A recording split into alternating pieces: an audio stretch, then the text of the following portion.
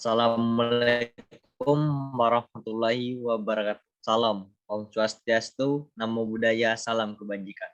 Yang terhormat Bapak HMSI selaku dosen pengampu mata kuliah dasar-dasar logika. Hadirnya kami di sini untuk presentasi, bukan untuk berekspektasi, karena tingginya ekspektasi bisa membuat sakit hati. Maka sebelumnya kami akan mempresentasikan materi tentang penalaran langsung dan penalaran tidak langsung. Tapi sebelum itu, alangkah lebih baiknya perkenalkan dulu anggota kelompok kami dan saya sendiri, Reno, sebagai moderator. Sebagai presentator ada Siti Nuraini, Dea Putri Yadisti, Marsanda Aulia Balkis, Kiki Mutia, Lulu Badria, Nopeli Sabitri, Ayu Yohanana Baban, dan Alia Putri. Baiklah, tanpa berlama-lama lagi dan untuk menghemat waktu, presentasi pertama akan disampaikan oleh Saudari Siti Nuraini. Kepada Siti Nuraini, waktu dan virtual kami persilakan.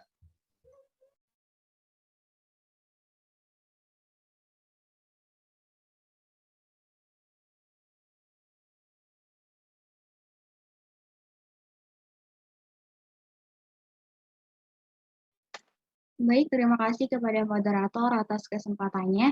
Selanjutnya saya akan menjelaskan mengenai materi yang pertama, yaitu mengenai definisi penalaran.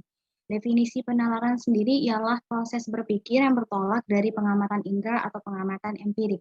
Pengamatan indera di sini bermaksud sebagai pengamatan yang bisa dilakukan oleh indera penglihatan kita, yaitu indera penglihatan mata, yang dimana akan menghasilkan sejumlah konsep dan pengertian. Berdasarkan pengamatan yang sejenis, juga akan terbentuk proposisi atau proposisi yang sejenis berdasarkan sejumlah proposisi yang diketahui atau yang dianggap benar. Proposisi sendiri ialah suatu pernyataan yang memiliki nilai kebenaran atau suatu pernyataan yang bisa diuji nilai kebenarannya. Dan berdasarkan sejumlah proposisi yang diketahui atau dianggap benar, orang-orang juga menyimpulkan bahwa definisi penalaran sendiri merupakan sebuah proposisi baru yang sebelumnya tidak diketahui, dan proses inilah yang disebut dengan menalar. Dan dalam penalaran, proposisi yang dijadikan dasar penyimpulan disebut dengan premis. Premis sendiri adalah rangkaian kalimat yang digunakan dalam logika untuk membuat kesimpulan, dan hasil kesimpulan itu disebut dengan konklusi atau konsekuensi. Hubungan antara premis dan konklusi ini disebut dengan konsekuensi. Selanjutnya.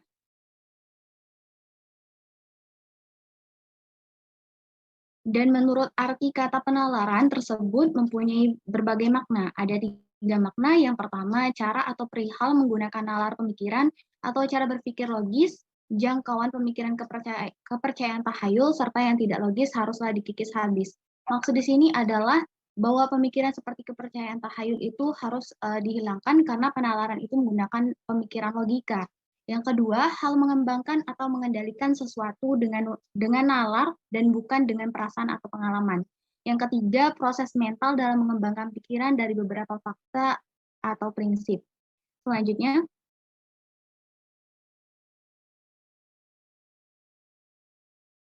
lalu masuk ke definisi penalaran langsung. Istilah penalaran langsung atau immediate inference dipopulerkan oleh Aristoteles untuk menunjuk pada sebuah bentuk penalaran yang premisnya terdiri atas satu proposisi saja, atau rangkaian kalimatnya hanya terdiri dari satu proposisi. Penalaran langsung merupakan penalaran yang premisnya hanya sebuah proposisi dan langsung disusul dengan proposisi lain sebagai kesimpulannya. Penarikan konklusi secara langsung dapat memberikan keterangan yang lengkap tentang proposisi yang diberikan, yaitu dengan menyatakan secara eksplisit apa-apa yang telah dinyatakan secara implisit di dalam premis. Dan konklusi dalam penalaran ditarik langsung dari proposisi tersebut dengan membandingkan subjek dan predikatnya. Selanjutnya.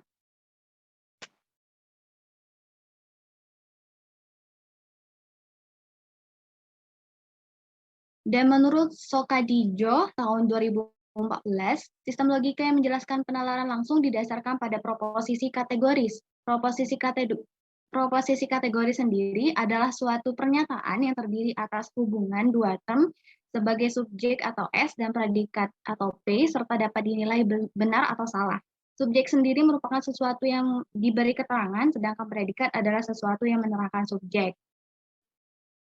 Di dalam proposisi ini, P menerangkan S tanpa syarat. Proposisi ini dibagi menjadi dua, yaitu kategoris kuantitas juga kategoris kualitas. Dan dalam hal ini terdapat unsur-unsur dalam proposisi kategoris. Ada tiga unsur-unsur. Yang pertama, term sebagai subjek, yaitu hal yang diterangkan dalam pernyataan yang sering disimbolkan dengan S. Yang kedua, term sebagai predikat, yaitu hal yang menerangkan dalam pernyataan yang sering disimbolkan dengan P. Dan yang terakhir, kopula, yaitu hal yang mengungkapkan adanya hubungan antara subjek dan predikat. Dapat mengiyakan atau mengingkari dan dapat juga menunjukkan kualitas pernyataan. Sampai di sini materi yang bisa saya jelaskan, saya kembalikan lagi kepada moderator. Oke, terima kasih kepada Siti Nuraini atas penjelasannya. Materi selanjutnya akan disampaikan oleh Kiki Mutia. Kepada Kiki Mutia, waktu dan virtual kami persilakan. Baiklah, terima kasih. Saya akan menjelaskan mengenai bentuk penalaran langsung. Adapun bentuk penalaran langsung, yang pertama yaitu oposisi. Oposisi merupakan pertentangan antara dua pernyataan atas dasar pengolahan term yang sama. Tidak semua bentuk tepat, dan ketepatan tergantung pada cara penyimpulannya. Salah satunya dengan cara memanfaatkan perlawanan di antara proposisi, yaitu A, E, I, dan O. Yang biasanya disebut dengan oposisi atau bujur sangkar perlawanan. Kemudian adapun keputusan yang berlawanan adalah keputusan yang tidak dapat sama-sama benar atau tidak dapat sama-sama salah dan tidak dapat sama-sama benar ataupun salah. Jadi keputusan tersebut tergantung pada apakah hal tersebut berlawanan ataukah tidak.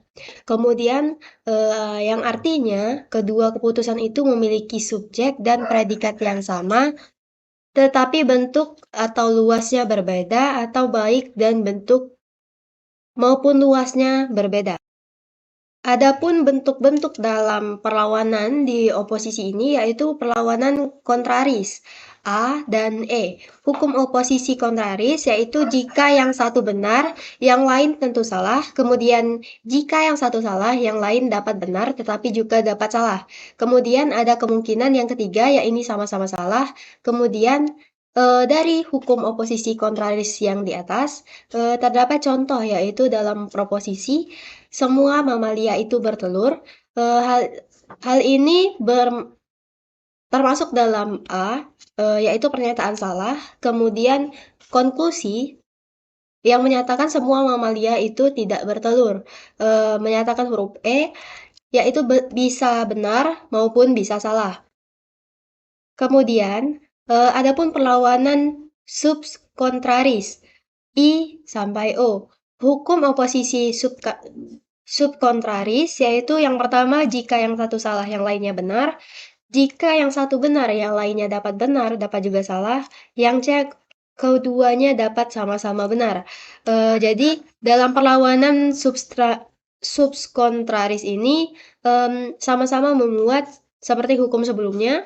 Kemudian dapat dicontohkan proposisi sebagian mahasiswa suka membolos yang diberi nama I yang menyatakan salah. Kemudian konklusi sebagian mahasiswa tidak suka membolos yang ditulis dengan O yang menyatakan benar. Penjelasan dan pemaparan berikutnya akan disampaikan oleh Nopeli Sabitri. Kepada Nopeli Sabitri, waktu dan virtual kami persilakan. Baik, terima kasih kepada moderator yang telah memberikan saya kesempatan. Saya akan menjelaskan tentang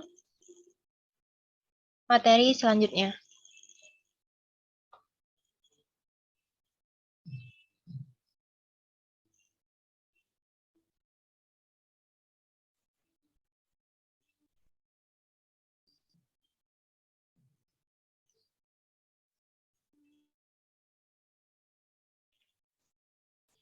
Tiga, perlawanan subalternasi A sampai I atau E sampai O. Hukum oposisi subalternasi. Ada 4. Yang pertama yaitu jika yang universal benar, maka yang partikular juga benar. Yang kedua, jika yang universal salah, yang partikular dapat benar dan dapat juga salah. Yang ketiga, jika proposisi partikular benar, maka universal bisa benar, bisa salah. Yang keempat, jika proposisi partikular salah, maka universal pasti salah. Contoh, proposisi P. Sebagian mahasiswa kelas ini tidak lulus ujian. I sama dengan salah. Proposisi U, semua mahasiswa kelas ini tidak lulus ujian. A sama dengan salah. Selanjutnya,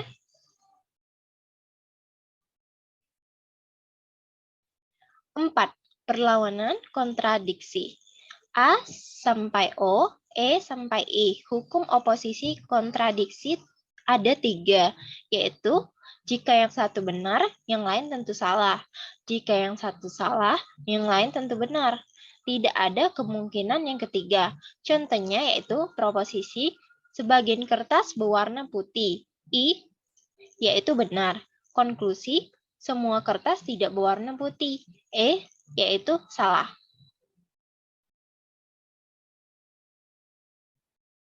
Selanjutnya, di sini saya akan menjelaskan materi yang selanjutnya, yaitu observasi dan pembuatan contohnya. Observasi adalah penalaran langsung yang konklusinya menunjukkan perubahan kualitas proposisi, kendatipun maknanya tetap tidak boleh berubah. Proses yang ditempuh untuk melakukan observasi ialah ada A, subjek pada posisi awal asal atau premis tidak boleh mengalami perubahan. B, kualitas premis diubah dari afirmatif menjadi negatif atau sebaliknya dari negatif menjadi afirmatif. C, kuantitas pada premis tidak boleh berubah. Artinya, jika proposisi tersebut adalah universal, maka observasinya harus universal. Atau sebaliknya. D. Predikat pada kedua proposisi harus dijadikan kontradiktif. Artinya, jadikanlah negatif jika predikat itu afirmatif. Sekian yang materi saya jelaskan, saya kembalikan ke moderator.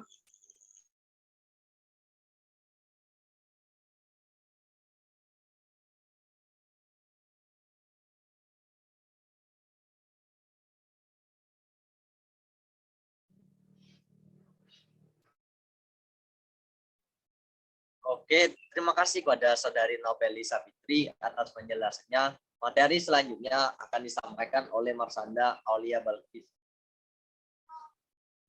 Kepada Marsanda, waktu dan virtual kami persilakan. Baiklah, sebelumnya terima kasih kepada moderator. Di sini saya akan menjelaskan contoh dari observasi. Jika proposisi negatif diubah menjadi afirmatif, maka jika proposisi A dioperasikan, hasilnya akan menjadi proposisi E. Jika proposisi E dioperasikan, hasilnya akan menjadi proposisi A. Jika proposisi I dioperasikan, hasilnya akan menjadi proposisi O. Dan jika proposisi O dioperasikan, hasilnya akan menjadi proposisi I. Untuk contohnya, dari versi proposisi A, untuk premisnya, semua presiden adalah manusia dengan keterangan A. Dan untuk konklusinya, semua presiden bukan manusia. Dan untuk keterangannya E.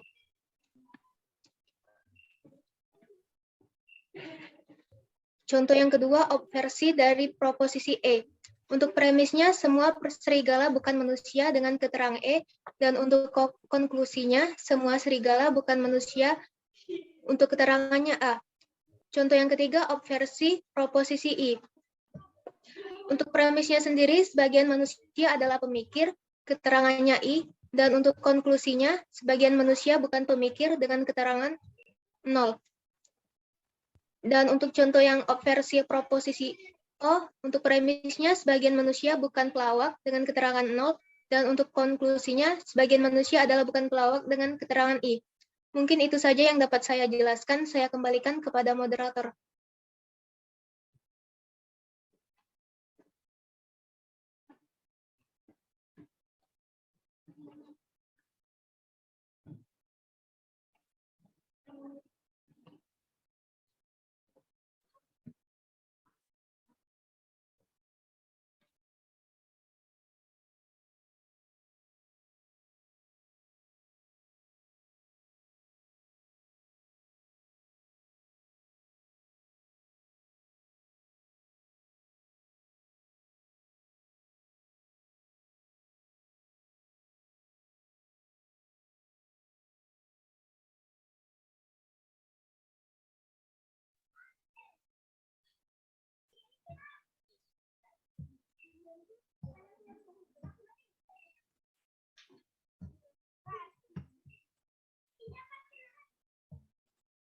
Oke, baiklah. Terima kasih kepada Saudari Marsanda. Materi berikutnya akan disampaikan oleh Alia Putri. Kepada Alia Putri, waktu dan tempat serta layar kami persilakan.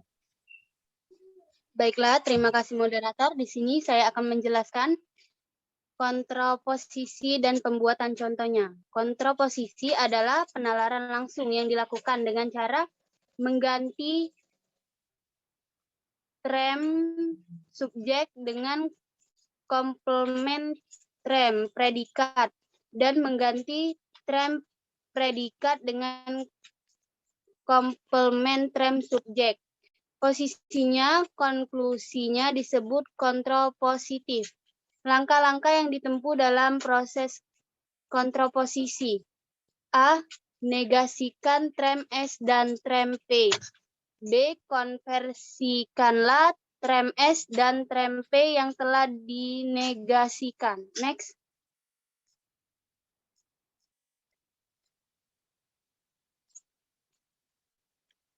Contoh, proposisi A.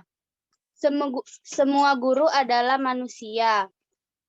Konklusinya adalah semua non-manusia adalah non-guru atau semua non-predikat adalah non-subjek. Proposisi E, tidak ada guru adalah dokter. Konklusinya beberapa non-dokter adalah bukan non-guru atau sebagian non-predikat, bukan non-subjek. Nah, lalu proposisi O, sebagian demonstran adalah bukan mahasiswa. Konklusinya sebagian non-mahasiswa adalah non-demonstran atau sebagian non-predikat, bukan sebagai non-subjek. Next.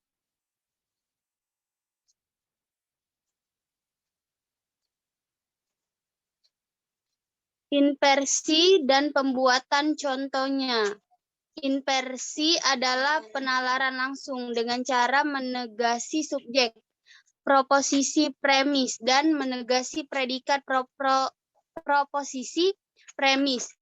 Inversi disebut inversi penuh apabila inversi dilakukan dengan menegaskan S dan P pada proposisi premis. Kemudian kuantitas S diubah dan universal menjadi partikular. Namun apabila inversi dilakukan hanya dengan menegaskan S pada proposisi premis, sedangkan P tidak dinegasikan, maka inversi itu disebut inversi sebagian. Next.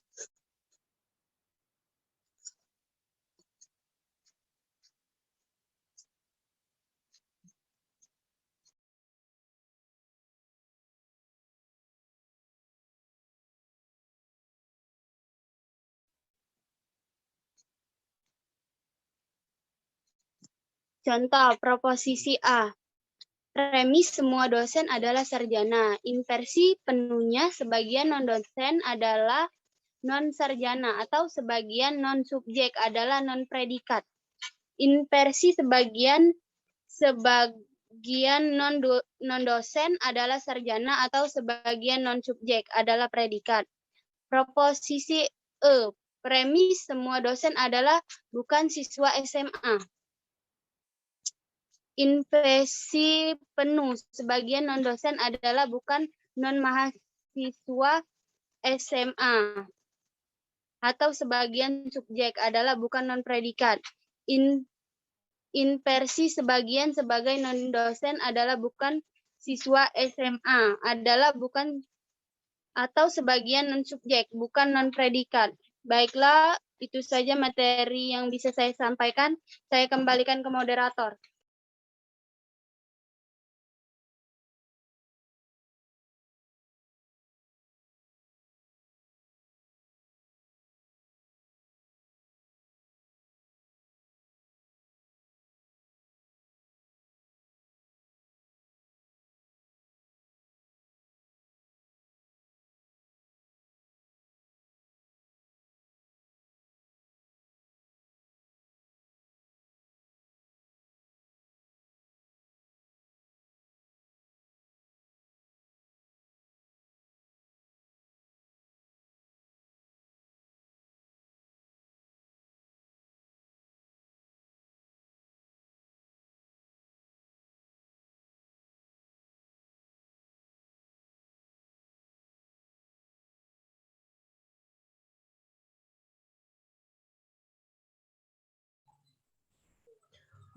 Oke, sih kepada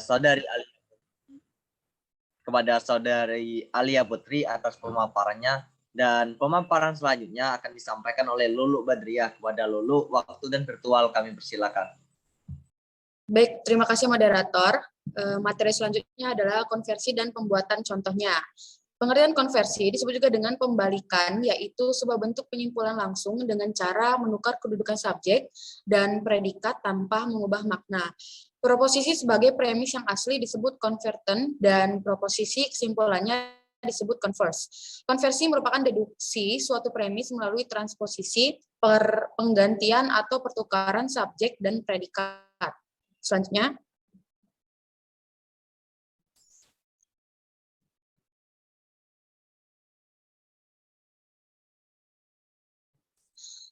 jenis konversi. Yang pertama ada konversi sederhana. Ini merupakan konversi yang berupa penukaran kedudukan term S dan term P. Contohnya, semua siswa SMP bukan siswa SMA. Semua S sama dengan bukan P. Yang kedua, jadi semua siswa SMA bukan siswa SMP. Semua P sama dengan bukan S. Contoh yang ketiga, beberapa mahasiswa adalah orang jujur. Sebagian S sama dengan P. Contoh yang keempat, jadi beberapa orang jujur adalah mahasiswa. Sebagian P sama dengan S. Jenis yang kedua ada konversi aksidental. Ini merupakan term S dan term P yang dikonfirmasikan mengalami perubahan kuantitas. Ini terjadi ketika proposisi A dikonversikan, hasilnya adalah proposisi I, A sampai I. Contoh yang pertama, semua manusia adalah binatang. Sebagian S sampai P. Contoh yang kedua, sebagian binatang adalah manusia. Sebagian P sampai S. Selanjutnya,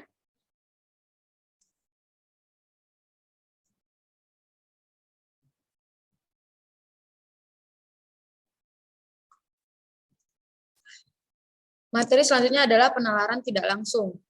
Definisi penalaran tidak langsung. Penalaran tidak langsung ini menunjukkan bagaimana pikiran bergerak dari proposisi asal yang menjadi titik tolak pemikiran atau yang disebut premis mayor menuju kesimpulan melalui perantara kedua atau premis minor.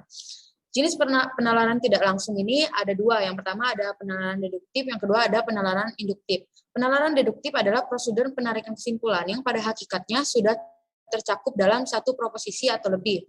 Kemudian penalaran induktif adalah penarikan konklusi dimulai dari pernyataan umum menuju pernyataan-pernyataan khusus dengan menggunakan rasio. Contohnya, premis 1, semua guru adalah sarjana. Premis 2, Mamat adalah guru. Jadi konklusinya adalah jadi Mamat adalah sarjana. Sekian penjelasan dari saya kembalikan kepada moderator.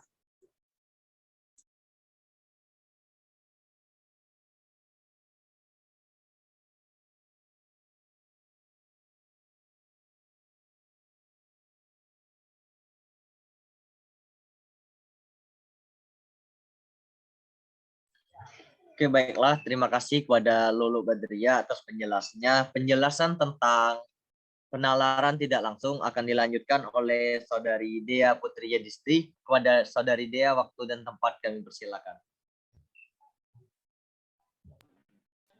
Baik, terima kasih kepada moderator. Saya Dea Putri Yadistri. Di sini saya akan menjelaskan mengenai dua macam silogisme, yakni ada silogisme kategoris dan pembuatan contohnya, dan mengenai silogisme hipotesis dan pembuatan contohnya. Baik, langsung saja ke materi pertama, yakni silogisme kategoris dan pembuatan contohnya. Sebelum kita lebih lanjut membahas mengenai silogisme, apa sih yang dimaksud dengan silogisme itu sendiri? Jadi silogisme itu berasal dari bahasa Yunani yang artinya konklusi atau yang sering kita sebut dengan kesimpulan. Sedangkan untuk menurut Aristoteles sendiri, silogisme itu terdiri dari dua premis atau dua keputusan dan satu kesimpulan. Yang mana kesimpulan yang ada pada silogisme itu sangat berhubungan dengan premis pertama dan premis kedua atau premis-premis yang ada. Untuk contoh, ada kata semua tentara adalah gagah berani yang masih bersifat universal, itu sebagai premis mayor. Sedangkan untuk kata Ahmad Yani adalah tentara itu sebagai premis minor yang sudah bersifat singular atau sebagai kata ganti atau pendapat lain dari premis mayor tadi.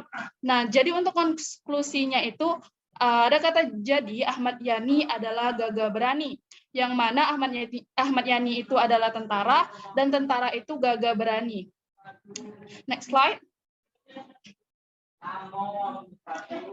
Yang kedua yakni mengenai materi mengenai silogisme hipotesis dan pembuatan contohnya.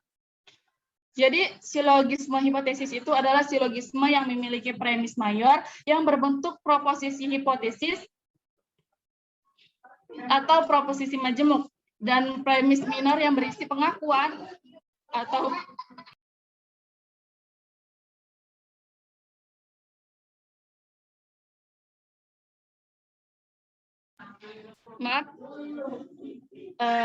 jadi silogisme hipotesis adalah silogisme yang memiliki premis mayor yang berbentuk proposisi hipotesis atau proposisi majemuk, dan premis minor yang berisi pengakuan atau penyangkalan salah satu bagian yang disebutkan dalam premis mayor. Sumber dari Budiman 2007.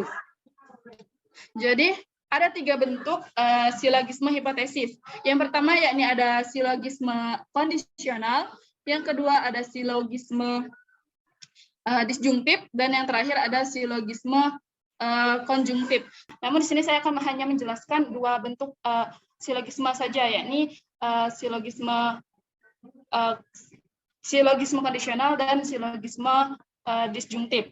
Yang pertama yakni silogisme kondisional, yang mana silogisme kondisional ini merupakan silogisme yang menggunakan proposisi hipotesis sebagai premis mayornya. Sedangkan untuk premis minornya adalah proposisi kategoris yang menetapkan atau mengingkari kondisi yang dimuat dalam premis mayor. Seperti contoh premis mayor dalam silogisme hipotesis, yakni ada kata jika aku sakit, besok aku tidak masuk kuliah. Untuk kata jika aku sakit itu berkedudukan sebagai antecedent atau sebagai predikat, dan untuk kata besok aku tidak masuk kuliah itu sebagai key atau konsekuensi. Next slide.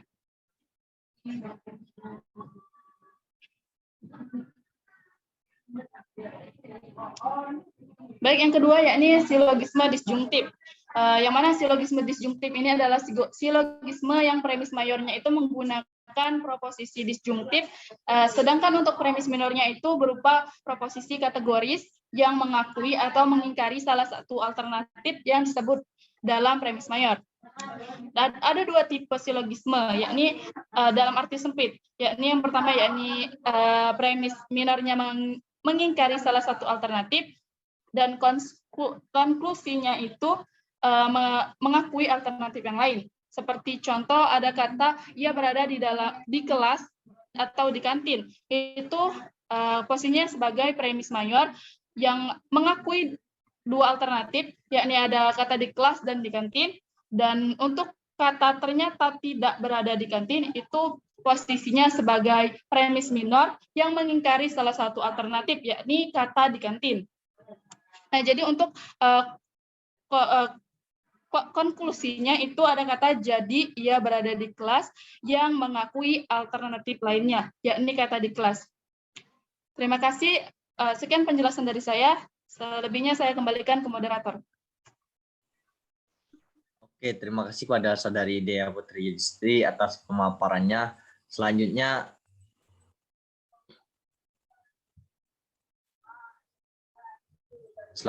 materi akan saya jelaskan pada operator.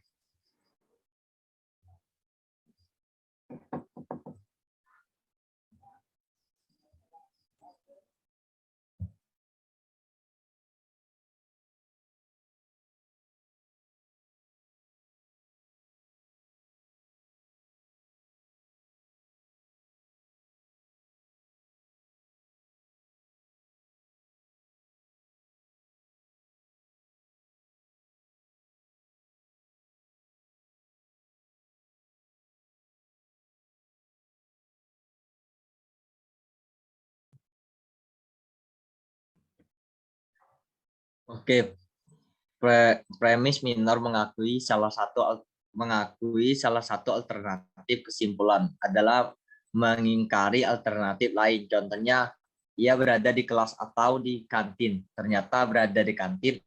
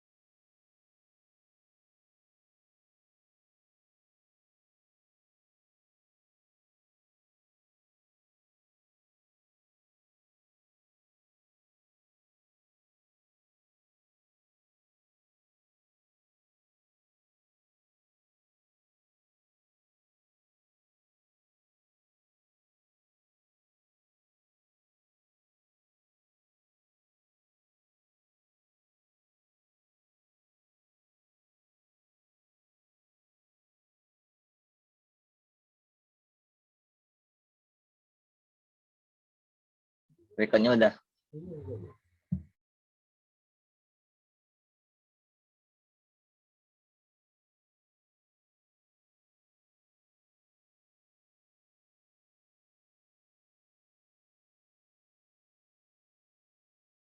Oke, premis minor mengakui salah satu alternatif. Kesimpulannya adalah mengingkari alternatif lain. Contohnya, ia berada di kelas atau di kantin. Ternyata berada di kantin, jadi ia tidak berada di kelas. Silogisme konjungtif adalah silogisme yang mempunyai premis mayor berbentuk proposisi konjungtif. Proposisi konjungtif dalam silogisme terdiri atas antecedent A dan konsekuensi. Contohnya, air tidak dapat panas A dan dingin dalam kata C pada saat yang sama. Air ini dingin atau jadi air ini tidak panas. Slide berikutnya, operator.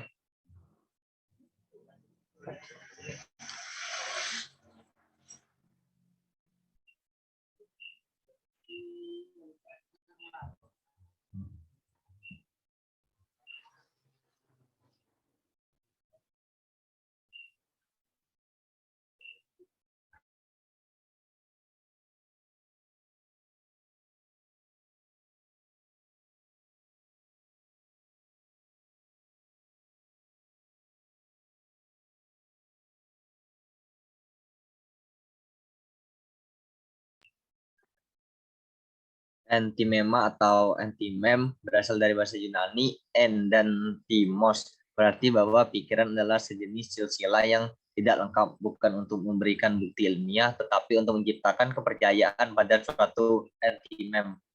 4 bentuk antimema menurut Swekadijo pada tahun 2014 dan Sumaryono pada 1999 serta Bakri pada 1986. 1. Antimema. 1. Yaitu premis mayor, tidak disebutkan akan tetapi dapat dimengerti. 2. Antimema, yaitu premis minor, tidak juga disebutkan akan tetapi dapat dimengerti. Antimema ketiga yaitu konlusi, tidak disebutkan akan tetapi pengertiannya dapat diandalkan. Serta yang terakhir antimema yaitu premis minor maupun konlusif, tidak disebutkan. Slide berikutnya.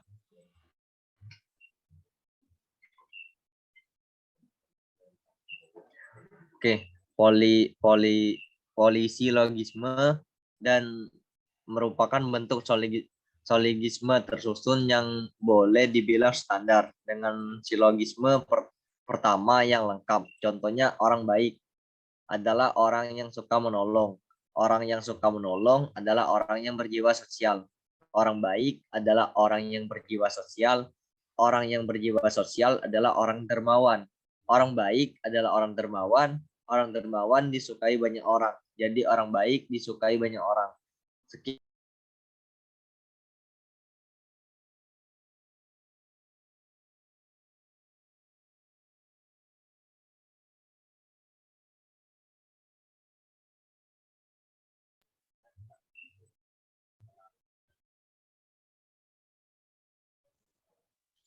Baik, terima kasih kepada moderator. Epikrema dan pembuatan contohnya. Epikrema didefinisikan sebagai sebuah bentuk silogisme yang salah satu atau kedua premisnya disertai sebab atau alasan dan keterangan menurut sumber Budiman tahun 2007. Silogisme ini juga disebut silogisme dengan suatu premis kausal menurut sumber Lanur pada tahun 1983. Contohnya, semua mahasiswa teladan adalah mahasiswa yang cerdas. Mahasiswa yang cerdas adalah mahasiswa teladan. Jadi, mahasiswa yang cerdas adalah mahasiswa yang rajin belajar. Next.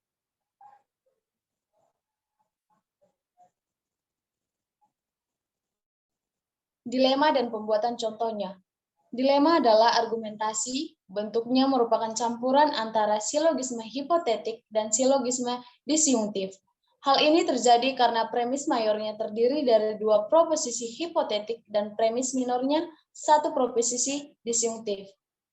Konklusinya berupa proposisi disjungtif, tetapi bisa proposisi kategorika. Contohnya, jika engkau berbuat adil, manusia akan memujimu. Jika engkau tidak berbuat adil, dewa-dewa akan membencimu. Sedangkan kau harus berbuat adil atau tidak adil. Berbuat adil atau tidak, engkau akan dibenci dalam kalimat bentuk baku. Contoh yang kedua, apabila para mahasiswa suka belajar, maka motivasi menggiatkan belajar tidak berguna. Sedangkan bila mahasiswa malas belajar, motivasi itu tidak membawa hasil.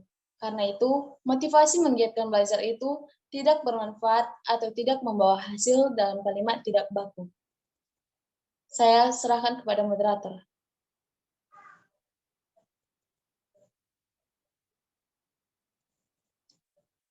Contoh dilema yang dikonklusinya merupakan keputusan kategorika. A. Jika Budi kalah dalam perkara ini, ia harus membayarku berdasarkan keputusan pengadilan. Bila ia menang, ia juga harus membayarku berdasarkan perjanjian. Ia mungkin kalah dan mungkin pula menang. Karena itu, ia harus membayar kepadaku. Contoh yang kedua, setiap orang yang telah soleh membutuhkan rahmat supaya tekun dalam kebaikan. Setiap pendusta membutuhkan rahmat supaya dapat ditobatkan. Dan setiap manusia itu saleh dan pendusta. Maka setiap manusia membutuhkan rahmat. Sekian dari saya kembalikan kepada moderator.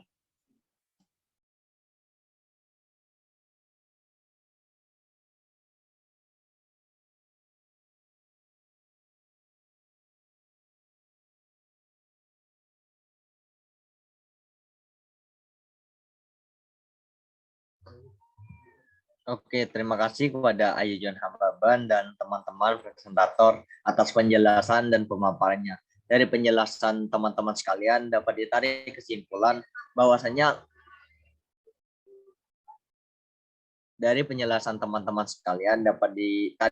bahwasanya logika adalah suatu cabang filsafat yang membahas tentang aturan-aturan, asas-asas, hukum-hukum, serta metode atau prosedur dalam mencapai pengetahuan secara rasional dan benar.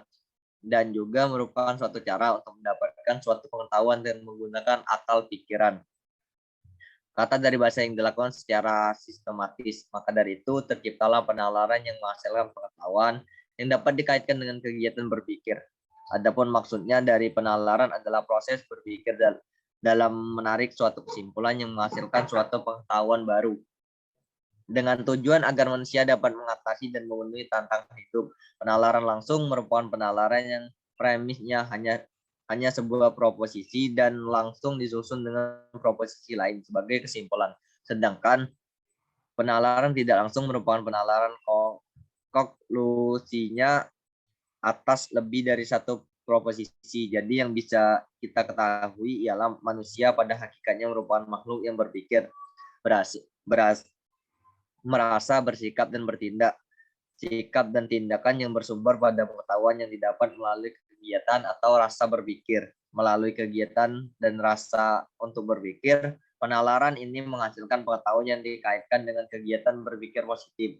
Dan seperti yang dikatakan oleh Thomas Colbert, sumber dari setiap kejahatan adalah beberapa cacatnya pemahaman atau beberapa kesalahan dalam penalaran atau kekuatan mendadak dari suatu nafsu.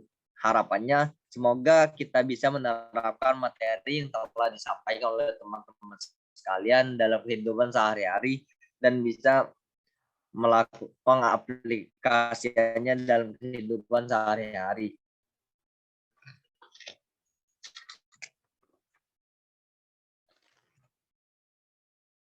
Terima kasih juga kepada teman-teman yang telah memperhatikan dan telah memberikan kesempatan hidup kesepian tanpa kekasih. Cukup sekian, terima kasih. Wassalamualaikum warahmatullahi